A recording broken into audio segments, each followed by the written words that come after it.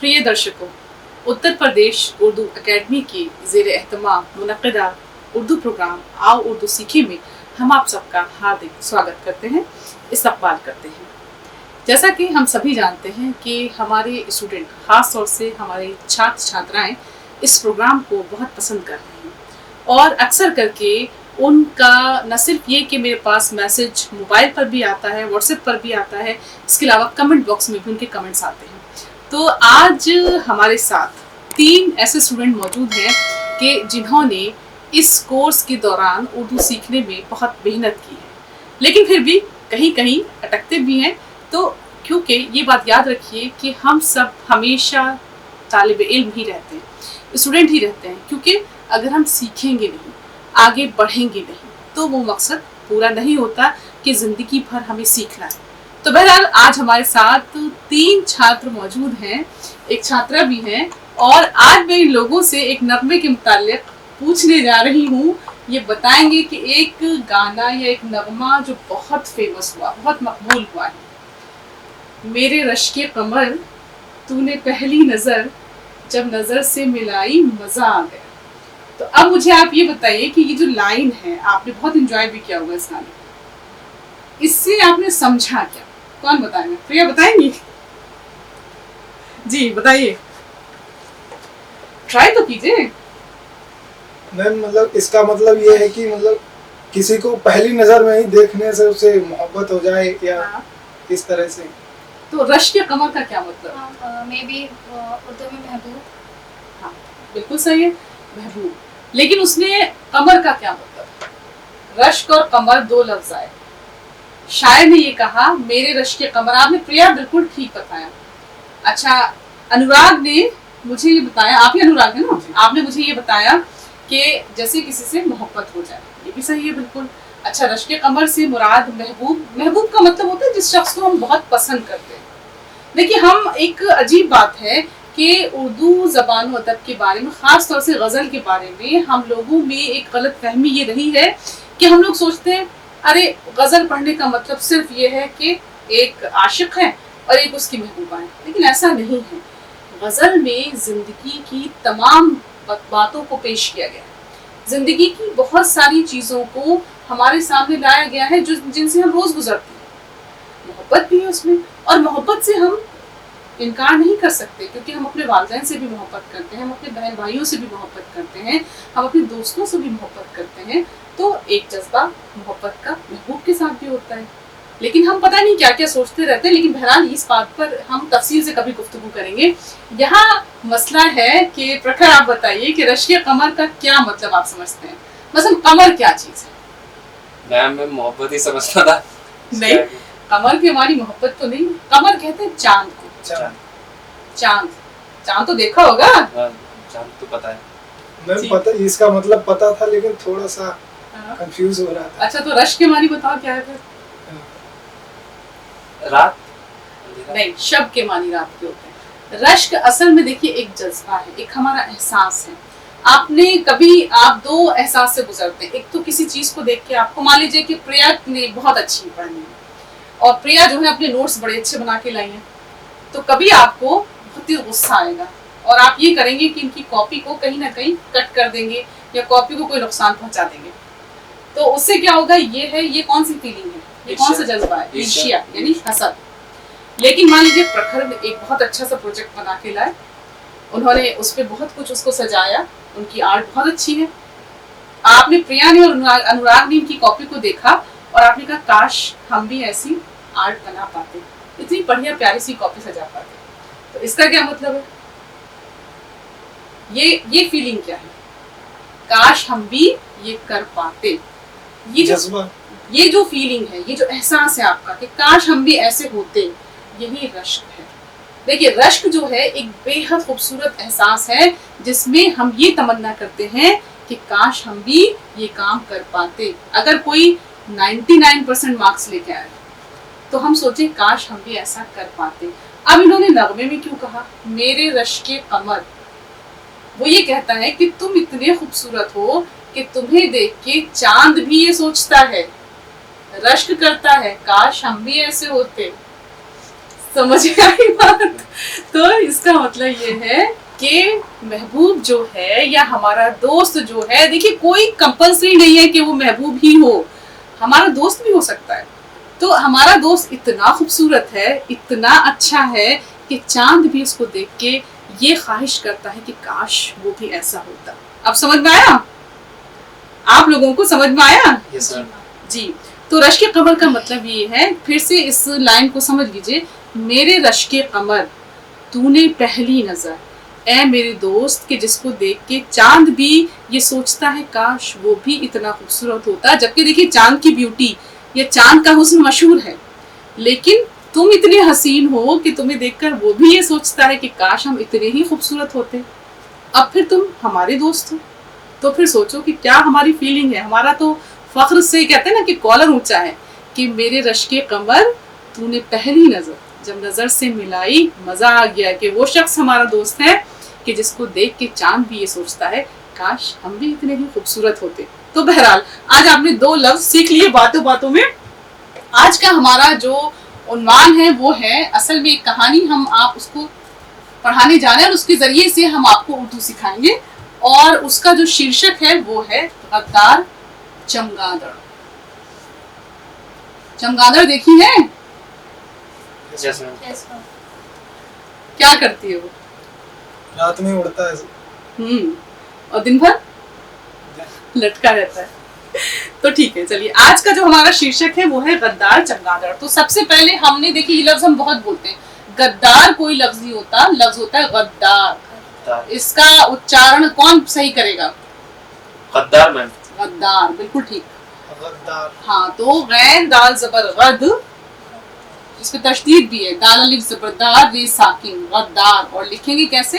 मेरे कलम पे नजर रखेंगे आप लोग, गैन का सर लेंगे, उसमें दाल जोड़ेंगे और अलिफ फिर रे, गैन दाल जबर गद, दाल अलिफ जबर दार रे साकिन, गद्दार। फिर इस तरह से चमगादड़, देखिए चे प्लस मीम प्लस गाफ प्लस अलिफ प्लस दाल प्लस रे, चमगादड़। लिखेंगे कैसे? चे को मुख्तसर करेंगे, मीम को छोटा करेंगे, गाफ अलिफ ले जाएंगे, गाफ अलिफ जबर गा, दाल रे जबर दड़, चमगादड़। चे मीम जबर चम, गाफ अलिफ जबर गा, दाल रे जबर दड़, चमगादड़ लिखा हुआ है इस तरह से। तो अब कहानी का आगाज या आरंभ इस तरह से होता है, और से सुनिएगा, कहानी मजे की, सवाल आ सकता है। बहुत पुराने जमाने की बात है कि जब जंगल सजाए जा रहे थे, तब उनको आबाद करने के लिए चरिंद और परिंद और दीगर जानवरों को जंगल में भेजा गया। चरिंद कहते हैं चरने वाले जानवर, यानी 4 पैरों वाले जो घास वास खाते हैं, ये सब। तो परिंदे उड़ने वाले जानवर। तो जंगल बसाए जा रहे थे, सजाए जा रहे थे, तो इसलिए बहुत सारे जानवरों को, जिसमें चरिंद भी थे और परिंदे भी थे, उन्हें जंगल में भेजा गया। जब सब आ गए तो रीछ भालू को बाद में आने का मौका मिला। अब इंतजाम के लिए अपना लीडर चुनना था, यानी जब जंगल सजाए जा रहे थे तो अब ये भी था कि भाई अपना लीडर भी चुना जाए कि कौन हमारा बादशाह होगा या कौन हमारा लीडर होगा। दूसरे छोटे जानवरों ने भालू का डील डॉल देखकर उसको अपना लीडर बनाना तय किया। छोटे छोटे जानवर थे, उन्हें लगा कि बड़ा हट्टा कट्टा है भालू, तो इसलिए जो है इसको अपना लीडर बना देते हैं। इसी दरमियान में जंगल में हाथी भी आ गया। उसे देखकर खरगोश, लोमड़ी, गीदड़, हिरन और कुत्ते बिल्ली ने आपस में गुफ्तगू शुरू की। अब देखिए बहुत अच्छा लफ्ज आया, गुफ्तगू, बातचीत। बातचीत। वेरी गुड, बिल्कुल सही है प्रिया। अच्छा, गुफ्तगू हम लिखेंगे कैसे? हम गाफ बोलती जाइए, मैं आपकी आज जैसे समझ लीजिए मुझे डिक्टेट कर रही हैं आप। फे फे, गुफ्तगू, ते ते, गुड, गाफ गाफ, वाव। वाव। अच्छा देखिए, अब हम इसको छोटा छोटा करके लिखेंगे। गाफ, गाफ फे पेश गुफ ते जबरता, मात्राएं लगाते जाएंगे। गाफ फे पेश गुफ ते जबरता, गावा पेशगु, गुफ्तगू। तो गुफ्तगू के मानी क्या होता है? बातचीत। बातचीत की। तो अब ये हुआ कि पहले तो ये तय हुआ कि भाई ठीक है भालू को अपना लीडर बनाने, लेकिन जब सबने हाथी को देखा तो सबने आपस में ये बातचीत शुरू कर दी कि नहीं, हमारा लीडर तो हाथी होना चाहिए। कि भालू के बाल बहुत हैं जिनमें जुएं पड़ जाने की वजह से वो हर वक्त खुजाता रहता है और उसको गर्मी भी बहुत लगती है, इसलिए बेहतर होगा कि रीछ के बजाय हाथी को अपना लीडर बना ले। हाथी ने अपने बहुत भारी जिस्म की वजह से काहिली के सबब पहले तो आनाकानी की, लेकिन बाद में भालू की खराबियां सुनकर, लफ्ज क्या बोला जाता है ये? खराबियां। खराबियां, गुड, तलफ्फुज बिल्कुल ठीक है। सुनकर वो राजी हो गया और जंगल के जानवरों का लीडर बन गया। यानी जब उसने सुना कि ठीक है भाई ये जो है भालू में इतनी खराबियां निकल रही हैं तो मैं बन जाता हूँ। इधर परिंदों ने जब ये देखा कि जानवरों ने मीटिंग करके हाथी को अपना लीडर मान लिया है तो उन्हें भी जोश आया। अब देखिए जो उड़ने वाले थे परिंदे जो थे तो उन्हें लगा कि भाई एक चलने वाला जो है वो जानवर लीडर बन गया, तो उनको जोश आया कि हम तो जानवर नहीं परिंदे हैं, हमारी दस्तरस तो आसमानों पर भी है। दस्तरस गिरफ्त यानी हमारी पकड़। देखिए दस्तरस कैसे लिखेंगे? दाल दस तरस, कौन बताएगा? सीन तरस ते रे रे रे, हाँ सीन सी। दस्तरस कहा जाता है पकड़ को या गिरफ्त को।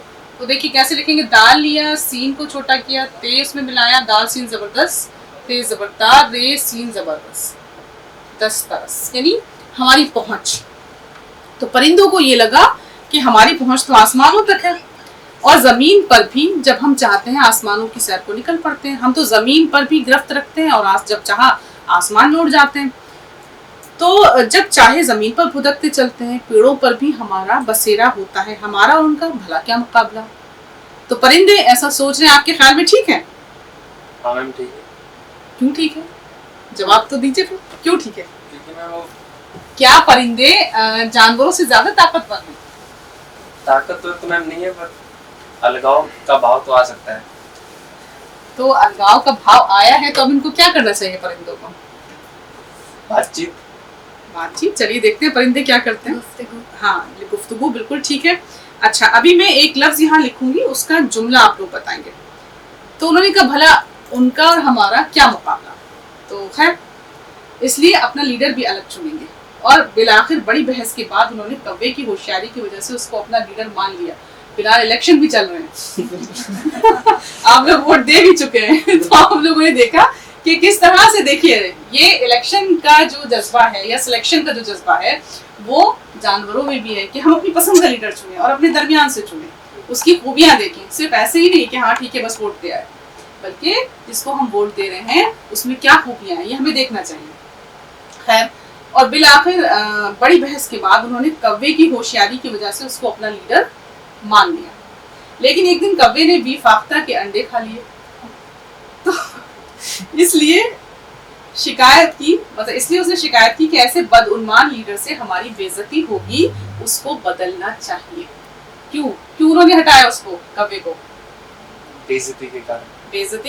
बेइज्जती की वजह से नहीं हटाया, उसके काम अच्छे ना होने की वजह वो से बेईमान था। इसलिए बेईमान था। भाई हमारे यहाँ जो जिस तरह की हुकूमत है उसमें यही तो है कि हम अपना नेता ऐसा चुने कि जो ईमानदार हो। बिल्कुल। तो कौवा क्योंकि बेईमान था, फाख्ता किसी के अंडे पे किसी की अमानत उसने हड़प ली, अंडे खा गया तो बेईमान हुआ। तो हमने चुना है इसलिए बेइज्जती तो हमारी होगी ना कि भाई आपने चुना और ऐसा लीडर चुना।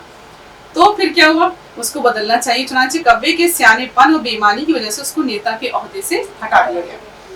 और अब सबके मशवरे और राय से मोर को, जो बहुत खूबसूरत था और जमीन पर दौड़ भी सकता था और उड़ भी सकता था और उसको नाच गाने का भी बहुत शौक था, उसको इत्तेफाक राय से परिंदों का लीडर मान लिया गया। अब खूबसूरत का जुमला बताइए। लफ्ज लिख भी रही हूँ मैं, यहाँ मैंने लिख दिया है, हिज्जे नहीं करवा रही हूँ आप लोगों से। जुमला बताइए खूबसूरत। कौन बताएगा? अनुराग या प्रखर या प्रिया? खे खूबसूरत लफ्ज का सेंटेंस बताइए। जुमला मतलब सेंटेंस। मोर बहुत खूबसूरत होते हैं। हाँ मोर बहुत खूबसूरत होता है, बिल्कुल ठीक है। देखिए मोर बहुत खूबसूरत, बिल्कुल ठीक, वेरी गुड, खूबसूरत होता है।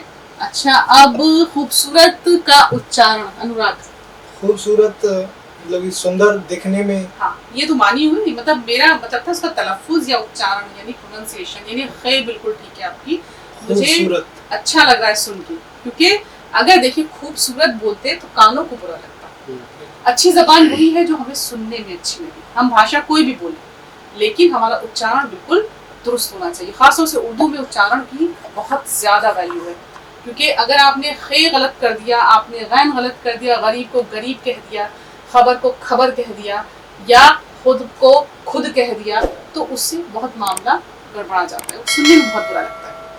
खैर चलिए, कव्वे मियाँ को हटा दिया, अब मोर बन गए लीडर। इधर हाथी अपने भारी भरकम जिस्म की वजह से तेज चलने फिरने की परेशानी के बायस जानवरों का लीडर नहीं रहना चाहता था, इसलिए फिर मीटिंग की गई और शेर को लीडर बनाने के चर्चे होने लगे। अब क्या हुआ, हाथी भी अब लोगों को नहीं समझ में आ रहा है। पहले तो रीछ की जगह उसको लीडर बनाया, फिर बहरहाल अब ये हुआ कि किसको बनाए। अच्छा, और शेर को लीडर बनाने के चर्चे होने लगे। अब क्या हुआ, फिर लोगों ने सोचा कि भाई चलिए शेर को लीडर बना लिया जाए, जिसके ज्यादा अच्छा उसमें क्या नतीजा निकला कि भाई लोगों ने, लेकिन लोमड़ी जो थी उसमें मुखालिफ थी। खास तौर से लोमड़ी ने मुखालिफत की कि भाई शेर को लीडर ना बनाया जाए। लोगों ने कहा कि शेर को हम अपना रहनुमा बनाते हैं, अपना नेता बनाते हैं, तो कुछ ने मुखालिफत की, कुछ उसकी हिमायत में आए, लेकिन लोमड़ी ने बिल्कुल इनकार किया। उसने कहा कि छोटे जानवरों, कुत्ते, बिल्ली, गीदड़ वगैरह, हिरन को सबको ये तरकीब सिखाई जाए कि छोटे कुनबे वाले को लीडर ना बनाया जाए। उसने कहा कि जिसके ज्यादा बच्चे हों उसको लीडर बनाया जाए, बल्कि जिसके पास जितने ज्यादा बच्चे होंगे उसको ही लीडर बनाया जाएगा। और ये तय हुआ कि सब मीटिंग में अपने बच्चे बताएंगे। कुनबे की गिनती शुरू हुई। बिल्ली से पूछा गया तुम्हारे कितने बच्चे हैं? बिल्ली ने कहा 3। कुत्ते से पूछा गया तुम्हारे कितने बच्चे हैं? उसने कहा 7। सब इसी तरह जवाब देते रहे और लोमड़ी बड़ी खुश थी। यानी लोमड़ी ने ये बात कही कि जिसके ज्यादा बच्चे होंगे वो हमारा नेता होगा, शेर नहीं बनेगा। और लोमड़ी ने सोचा कि सबके ज्यादा बच्चे निकलेंगे, शेर के तो एक आधी बच्चा होता है। और लोमड़ी खुश थी कि शेर क्या कहेगा, उसको तो शर्मिंदगी होगी।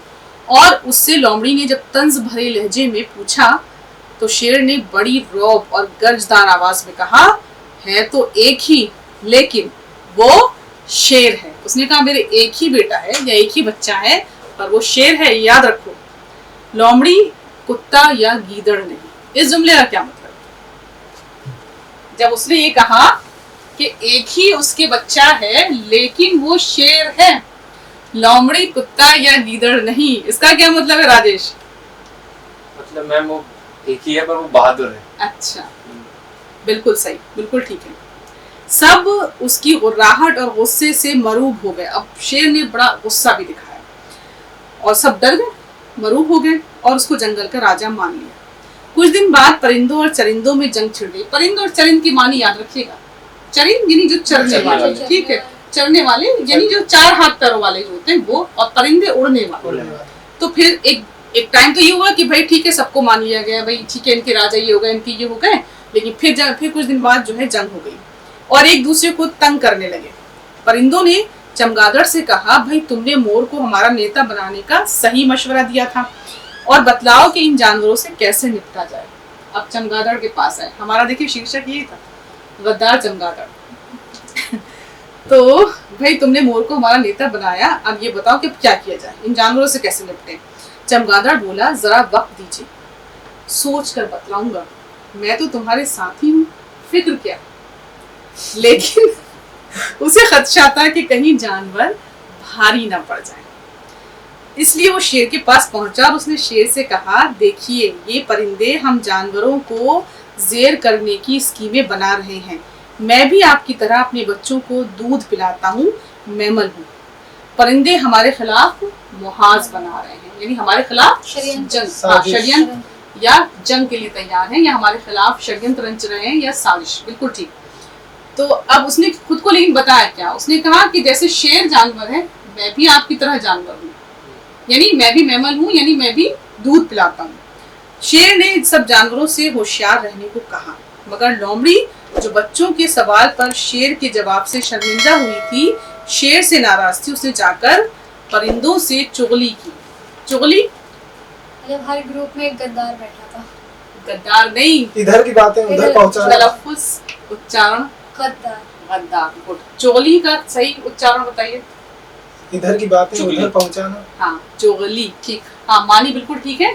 देखिए, उच्चारण या तलफ्फुज कहा जाता है, प्रोनाउंसिएशन तो समझते हैं, ठीक, उसको हिंदी में उच्चारण कहते हैं। यानी किसी भी शब्द को या किसी भी लफ्ज को हम सही बोलते हैं कि नहीं, सही बोलेंगे तो सही उच्चारण है, उसको बोलना जो है वो उच्चारण है। जैसे हमने कहा चुगली, चुगली नहीं बोलेंगे, चुगली बोलेंगे तो गाली की तरह लगेगा सुनने। इसी तरह से हाँ, चुगली, यहाँ से आवाज निकलती है हलक से, चुगली। फिर ऐसे ही हमने कहा, बिल्कुल प्रिया ने बिल्कुल ठीक किया अपने को फौरन, गद्दार।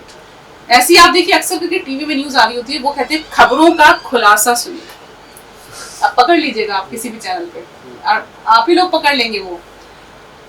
तो बहरहाल, अच्छा, लोमड़ी ने सबसे जाके चुगली की कि चल क्या रहा है। देखो, चमगादड़ परिंदा होकर भी शेर से खुद को दूध पिलाने वाला जानवर बताकर परिंदों से बगावत कर रहा है। बगावत तलफ्फुज पहले बताइए। बगावत। बगावत, ठीक। बगावत का जुमला बताइए, सेंटेंस। बगावत, सोचते रहिए, मैं पूछ लूंगी अभी। अच्छा, सोच लीजिए, अभी दोबारा से पूछ लूंगी, इतने में सबक पूरा करेंगे। तो उसने कहा कि वो बगावत कर रहा है। परिंदों ने जब उसकी सरजनिश की, सरजनिश कहते हैं बुरा भला कहा, तो उसने कहा देखो मैं तो परिंदा ही हूँ। वो अभी सवाल आएगा। उसने कहा, परिंदों से कहा कि मैं तो परिंदा ही हूँ, तुम्हारे साथ उड़ता हूँ। लोमड़ी झूठ बोल रही है। चमगादड़ अपनी चालाकी दिखाता रहा, जानवरों में मैमल बनकर यानी जानवर बनकर और परिंदों में उड़ने वाला बनकर। जानवरों से भी लोमड़ी ने उसकी शिकायत कर दी कि ये परिंदों से मिलकर खुद को परिंदा कहता है और जानवरों से मिलकर खुद को जानवर कहता है। बहरहाल, परिंद और चरिंद दोनों ने उसके दोगलेपन को समझकर उसको काबिले भरोसा न माना। दोगलापन किसे कहते हैं? पहले तो बोलिए, दोगलापन। दोगलापन। दोगलापन, ठीक, बिल्कुल। तो कहते किसको? दोगलापन कहते किसको बताइए? मतलब जो किसी का भरोसेमंद ना हो, जो दोनों तरफ मिला रहता है। दोगला मतलब जो दोनों तरफ हो, यानी अगर ये अनुराग बैठे हैं तो उनकी दोस्ती इधर भी हो इधर भी हो, आपसे इनकी बुराई कर दे और उनसे उनकी बुराई कर दे, वो यही तो कर रहा था चमगादड़। तो ये तो बहरहाल उनको समझ में आ गया कि भाई ये जो है दोगलापन कर रहा है। बहरहाल, चरिंद और परिंद दोनों ने उसके दोगलेपन को समझकर उसको काबिले भरोसा, अब किसी को उस पर भरोसा नहीं रहा और सबक सिखाने की सबने ठान ली। कहा कि इसको सीख देंगे अब हम। लेकिन इत्तेफाक से चरिंद और परिंद दोनों में सुलह हो गई। अब देखिए, यानी दोनों मिल गए, चरिंद भी और परिंद भी, यानी उड़ने वाले वो भी और चलने वाले जमीन पर। और तय हुआ परिंदों को जहाँ चाहे आसमान में उड़े, जमीन पर या पेड़ों पर रहें, उनकी मर्जी, कोई जानवर बिल्ली तक उनको नहीं सताएगी और जंगल में आजाद घूमेंगे। लेकिन दोनों तरफ से सवाल हुआ कि चमगादड़ दोगला, अब देखिए उसका नाम ही पड़ गया, चमगादड़ दोगला। उसके लिए तय हुआ कि उसको क्या तय हुआ, उसके लिए सजा के लिए तो दोनों तरफ मिला हुआ था। क्या तय हो सकता है, सोचिए। उसको दोनों जगह से हटा दिया गया। शाबाश, बहुत अच्छा जवाब दिया आपने। देखिए, उसके लिए यही तय हुआ कि कहा ये हो गया ना कि परिंदे चाहे जितना आसमान में उड़े, जानवर चाहे जितना जमीन पर चले, किसी के लिए कोई पाबंदी नहीं। लेकिन फिर there was a question mark, सवाल था, शब्दों में कहा जाए तो बाइकआउट हो गया। हाँ बाइकआउट, कि फिर चमगादड़ का क्या हो, वो तो दोगला है, दोनों तरफ अपने को दावा ये कर रहा है मैं इधर भी उधर भी, हालांकि वो किधर भी नहीं है। तो उसके लिए तय हुआ कि उसको ना जमीन पर घर बनाने दिया जाए और ना पेड़ पर।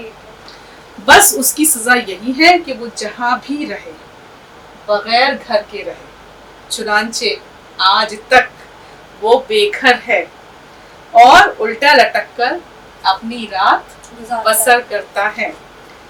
बच्चों देखो, गद्दारी का नतीजा कितना बुरा होता है, समझ में आया? तो ये जो कहानी थी, इसके जरिए से मैंने असल में आपको बहुत सारे अल्फाज सिखाने की कोशिश की और उच्चारण भी दुरुस्त करने की कोशिश की। ये जो लफ्ज है बगावत, इसका जुमला आप लोग मुझे कमेंट बॉक्स में लिख कर दिखाएंगे, जो लोग ऑनलाइन इस प्रोग्राम को देख रहे हैं, और आप तीनों मुझे अपनी कॉपी पे लिख के दिखाएंगे। तो हमारी एकेडमी का क्योंकि मकसद ही यही है कि हम सिर्फ इस तरह से बात ना करें कि आप कुछ सीखे ना और हम पढ़ा के चले जाएं। हमारा मकसद ये है कि अगर आप मश्क करेंगे या बार बार लिख कर देखेंगे, बार बार उस चीज को बोलेंगे, कहानी या गजल या नज्म पढ़ाने का मकसद यही है कि उच्चारण दुरुस्त हो, वोकैबुलरी आपकी बढ़े, आपके पास शब्दों का खजाना बढ़े। जब आपके पास बहुत सारे शब्द होंगे, बहुत सारे अल्फाज होंगे, आपके पास वोकैबुलरी बहुत ज़्यादा होगी, तो जब आप बोलेंगे तो आप बगैर रुके अपनी बात कह सकेंगे। और फिर आप जब बोलते बोलते अपने मकसद तक पहुंचेंगे, आप जब अपनी बात खत्म करेंगे तो लोग कहेंगे कि देखो कितना खूबसूरत अंदाज है बोलने का। तो तभी तो लोग कहेंगे, सुना है बोले तो बातों से फूल झड़ते हैं। ये बात है। तो चलो बात करके देखते हैं। आप सबका हम सबसे जुड़े रहने के लिए बेहद बेहद शुक्रिया।